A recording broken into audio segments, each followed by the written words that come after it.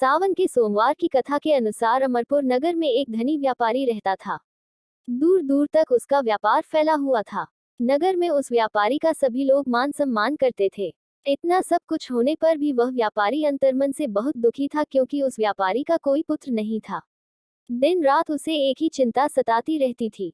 उसकी मृत्यु के बाद उसके इतने बड़े व्यापार और धन संपत्ति को कौन संभालेगा। पुत्र पाने की इच्छा से वह व्यापारी प्रति सोमवार भगवान शिव की व्रत पूजा किया करता था। सांयकाल को व्यापारी शिव मंदिर में जाकर भगवान शिव के सामने घी का दीपक जलाया करता था। उस व्यापारी की भक्ति देखकर एक दिन पार्वती ने भगवान शिव से कहा, हे प्राणनाथ, ये व्यापारी आपका सच्चा भक्त है। कितने दिनों से यह सोमवार का व्रत और पूजा नियमित कर रहा है। भगवान, आप इस व्यापारी की मनोकामना अवश्य पूर्ण करें। भगवान शिव ने मुस्कुराते हुए कहा, हे पार्वती, इस संसार में सबको उसके कर्म के अनुसार फल की प्राप्ति होती है। प्राणी जैसा कर्म करते हैं, उन्हें वैसा ही फल प्राप्त होता है। इसके बावजूद पार्वती जी नहीं मानी। उन्होंने आग्रह करते हुए कहा, नहीं प्राणनाथ, आपको इस व्यापारी की इच्छा पूरी करनी ही पड़ेगी। यह आपका अनन्य भक्त है। प्रति सोमवार आपका विधिवत व्रत रखता है और पूजा अर्चना के बाद आपको भोग लगाकर एक समय भोजन ग्रहण करता है। आपको इसे पुत्र प्राप्ति का वरदान देना ही होगा। पार्वती का इतना आग्रह देखकर भगवान शिव ने कहा, तुम्हारे आग्रह पर मैं इस व्यापारी को पुत्र प्राप्ति का वरदान देता हूँ, लेकिन इसका पुत्र 16 वर्ष से अधिक जीवित नहीं रहेगा। उसी रात भगवान शिव ने स्वप्न में उस व्यापारी को दर्शन देकर उसे पुत्र प्राप्ति का वरदान दिया और उसके पुत्र के 16 वर्ष तक जीवित रहने की बात भी बताई। भगवान के वरदान से व्यापारी को खुशी तो हुई, लेकिन पुत्र की अल्पायु की चिंता ने उस खुशी को नष्ट कर दिया। व्यापारी पहले की तरह सोमवार का विधिवत व्रत करता रहा। कुछ महीने पश्चात उसके घर अति सुंदर पुत्र का जन्म हुआ। पुत्र जन्म से व्यापारी के घर में खुशियां भर गईं। बहुत धूमधाम से पुत्र जन्म का समारोह मनाया गया।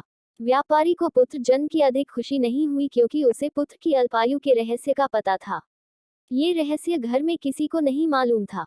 विद्वान ब्राह्मणों ने उस पुत्र का नाम अमर रखा। जब अमर 12 वर्ष का हुआ तो शिक्षा के लिए उसे वाराणसी भेजने का निश्चय हुआ। व्यापारी ने अमर के मामा दीपचंद को बुलाया और कहा कि अमर को शिक्षा प्राप्त करने के लिए वाराणसी छोड़ आओ। अमर अपने मामा के साथ शिक्षा प्राप्त करने के लिए चल दिया।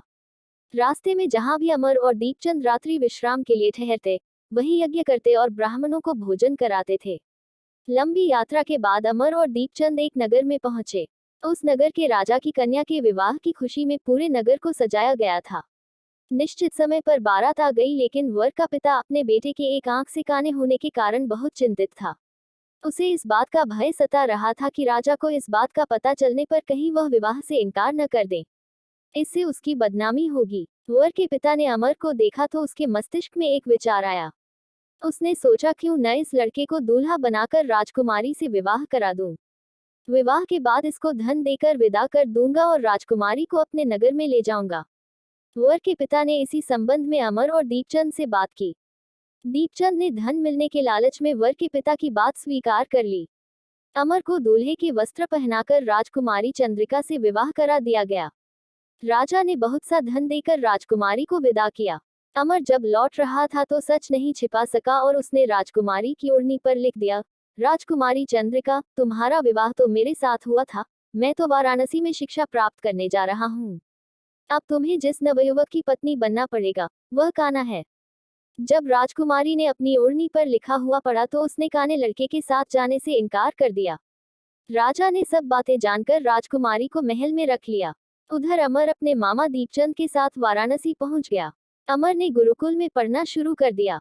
जब अमर की आयु 16 वर्ष पूरी हुई तो उसने एक यज्ञ किया। यज्ञ की समाप्ति पर ब्राह्मणों को भोजन कराया और खूब अन्न वस्त्र दान किए। रात को अमर अपने शयन कक्ष में सो गया। शिव के वरदान के अनुसार शयनावस्था में ही अमर के प्राण पखेरु उड़ गए। सूर्योदय पर मामा अमर को मृत देखकर रोने पीटने लगा। आसपास के लोग भी एकत्र होकर दुख प्रकट करने लगे। मामा के रोने विलाप करने के स्वर समीप से गुजरते हुए भगवान शिव और माता पार्वती ने भी सुने। पार्वती जी ने भगवान से कहा, प्राणनाथ, मुझसे इसके रोने के स्वर सहन नहीं हो रहे, आप इस व्यक्ति के कष्ट अवश्य दूर करें। भगवान शिव ने पार्वती जी के साथ अदृश्य रूप में समीप जाकर अमर को देखा तो पार्वती जी से बोले, पार्वती, ये तो उसी व्यापारी का पुत्र है। मैंने इसे 16 वर्ष की आयु का वरदान दिया था, इसकी आयु तो पूरी हो गई। पार्वती जी ने फिर भगवान शिव से निवेदन किया, हे प्राणनाथ, आप इस लड़के को जीवित करें, नहीं तो इसके माता पिता पुत्र की मृत्यु के कारण रो रो कर अपने प्राणों का त्याग कर देंगे। इस लड़के का पिता तो आपका परम भक्त है, वर्षों से सोमवार का व्रत करते हुए आपको भोग लगा रहा है।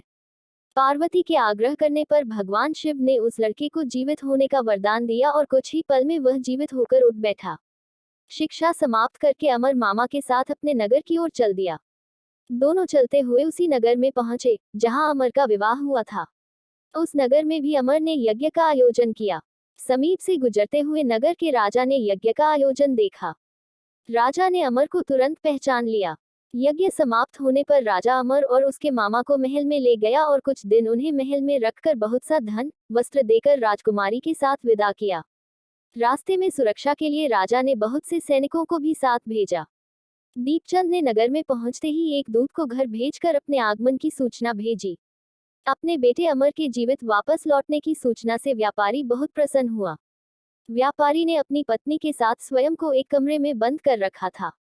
भूखे प्यासे रहकर व्यापारी और उसकी पत्नी बेटे की प्रतीक्षा कर रहे थे।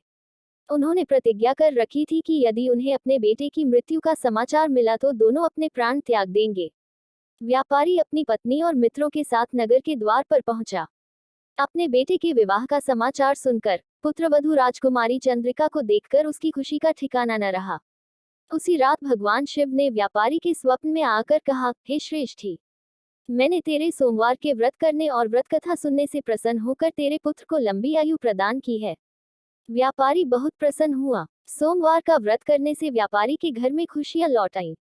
शास्त्रों में लिखा है कि जो स्त्री पुरुष सोमवार का विधिवत व्रत करते और व्रत कथा सुनते हैं उनकी सभी इच्छाएं पूरी होती हैं।